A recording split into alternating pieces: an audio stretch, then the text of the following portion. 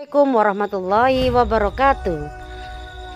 Salam guru penggerak. Bertemu lagi dengan saya Ibu Siti Mama, calon guru penggerak angkatan 6 UPTD SMP Negeri 1 Sresek, Kabupaten Sampang.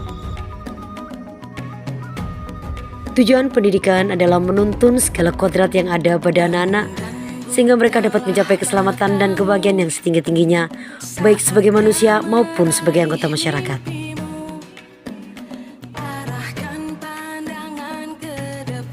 Pendidikan itu diibaratkan petani sebagai seorang pendidik, anak-anak bagikan bulir-bulir jagung. Bila biji jagung ditanam di lahan yang subur dengan pencahayaan sinar matahari dan pengairan yang baik, maka akan dihasilkan jagung-jagung yang berkualitas meskipun bibit jagung yang ditanam kurang baik.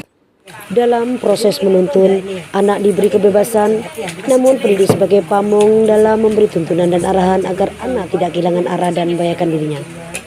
Seorang pamong dapat berikan tuntunan agar anak dapat menemukan kemerdekaannya dalam belajar. Dasar pemikiran Ki Hajar Dewantara terkait dengan pendidikan. Anak diibaratkan sebagai sehelai kertas yang sudah ditulis penuh namun masih samar. Oleh karena itu, pendidikan berkewajiban dan berkuasa untuk menelurkannya, sehingga akan nampak sebagai budi pekerti yang baik. Sesuai dengan filosofi Ki Hajar Dewantara mengenai asas trikon dapat dilambangkan sebagai sistem tata surya, di mana murid dapat digambarkan sebagai planet yang mengorbiti matahari dalam garisnya masing-masing. Dalam hal ini, setiap anak memiliki keunikan yang berbeda-beda. Oleh karena itu, biarkan anak itu bergerak sesuai dengan kodratnya masing-masing. Melakukan perubahan menggunakan asas trikon yang terdiri dari kontinuitas, konvergensi, dan konsentrasi. Perubahan itu akan menghasilkan budi pekerti, di mana budi pekerti itu merupakan perpaduan antara cipta, karsa, sehingga akan menghasilkan karya atau psikomotor.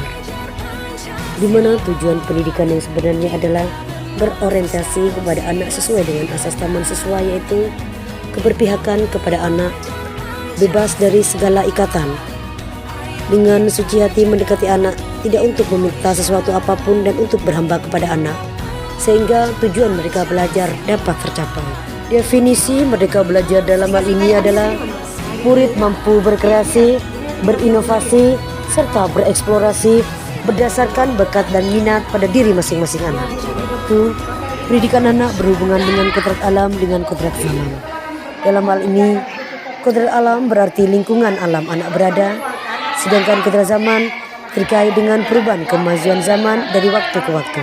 Disinilah kita sebagai seorang guru mempunyai peranan, yaitu menuntun dan mengerahkan peserta didik agar mampu mengidentifikasi bakat, minat, serta kebutuhan peserta didik. Beberapa contoh implementasi filosofi pemikiran Ki Hajar Dewantara yang ada di lingkungan sekolah saya, diantaranya menerapkan budaya senyum, sapa, dan salam, berdoa sebelum memulai pelajaran, dan pembelajaran terpusat pada peserta didik dengan memanfaatkan segala sarana dan prasarana yang ada di sekolah.